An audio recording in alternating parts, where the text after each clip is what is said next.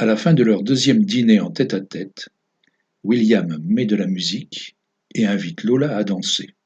Elle prend peur, bafouille qu'elle ne sait pas, qu'une boiteuse ne danse pas. Il lui sourit, lui tend la main, l'oblige à se lever de table et la prend dans ses bras. Il la trouve tellement menue et légère. Il lui dit que si elle ne boitait pas, rien ne l'ancrerait à la terre, que le moindre coup de vent la balayerait. Il lui dit que sa boiterie est la pointe qui accroche le regard, un attrape-cœur. La musique s'empare du lieu, un tango. Elle se crispe alors, il la décolle du sol.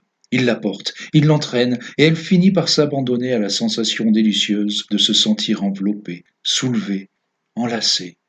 Et ils virevoltent en riant jusqu'à ce que la tête leur tourne. Le cœur de Lola reste suspendu. Le tango se marche, lui dit-il en la reposant sur le carrelage. Alors, ça commence mal.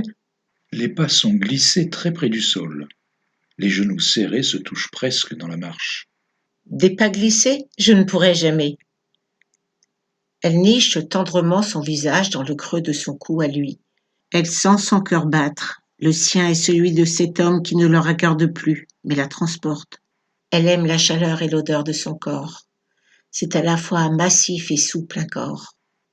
Elle lui avoue qu'on ne l'a jamais enlacé, que sa mère ne le serrait jamais dans ses bras, ni elle, ni ses sœurs, qu'ils ne sont pas très tactiles dans la famille, qu'ils ne dansent plus depuis plusieurs générations, et qu'elle est la première à avoir des racines à la place des pieds, des pelles à la place des mains, et une montre à la place du cœur.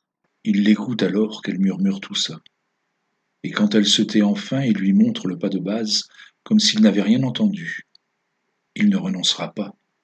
Elle dansera avec lui ce soir.